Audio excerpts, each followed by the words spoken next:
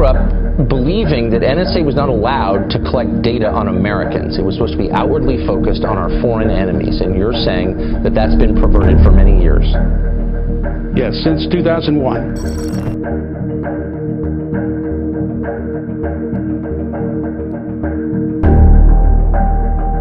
Fifth generation warfare is something that we're dealing with right now. We are in the middle of a war, and it is not a conventional war. Conventional war is where they are trying to take out military forces for a narrow political agenda.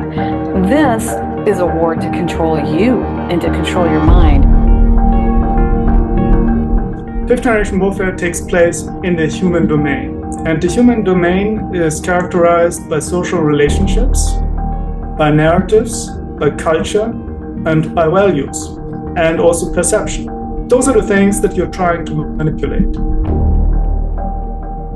There's been a transformation in technology since the mid-90s, and especially in the last, I'd say, 14 years.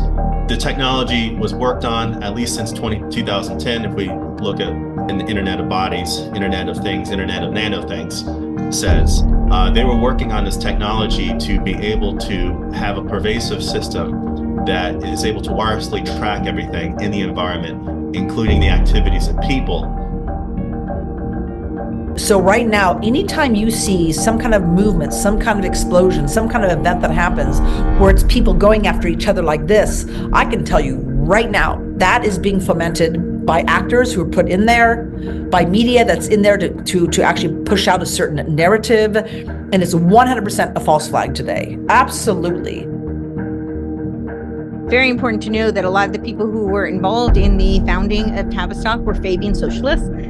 So, of course, like Lord Rothermere, the Daily Mail, and so there were all sorts of ties to Fabian socialists. The sole purpose of Tavistock then and now is to devise methods of mind control to socially engineer the masses into subservience and ultimately slavery, and they want to slowly brainwash the world. So Tavistock might sound like a very abstract, like what is Tavistock, right? But they were referred to as the lie factory, and they've permeated throughout the ages. The Nazis had this down. They used to brag and say, well, if you tell a big enough lie often enough, the people will come to believe it. Well, that's exactly the principle that's behind confirmation bias. It works both ways. Tell the truth often enough, people come to believe it.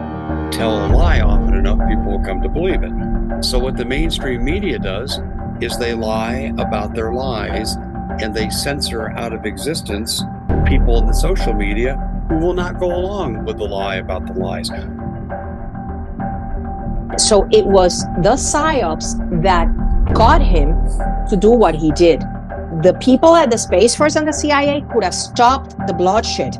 They could have disabled him when he was going to shoot, but they chose not to because they want the narrative against the Second Amendment.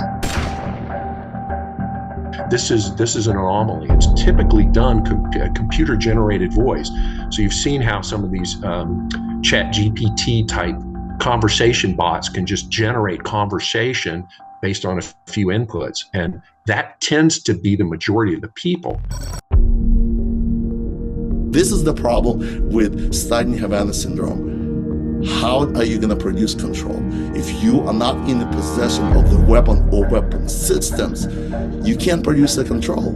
You don't know if right now you're under attack or not. It's only subjective that I feel when the attack starts and the vibration, the thump or the buffeting is ramping up. I know that there's an attack coming.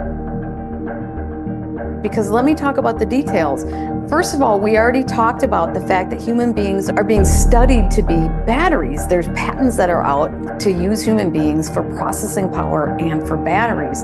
We are also being used for storage devices, right? I already showed you a JPEG clip on a piece of bacteria. It's now. It's not futuristic. It's not experimental. Those are capabilities now that are already being deployed in military operations. Standing up and opposing this and making it clear that we the people do not care to have anyone messing around with our constitutional rights like the current governments are doing. why, we're going to lose it. And when Ben Franklin was asked, what did you make? And he said, we made a republic if you can keep it.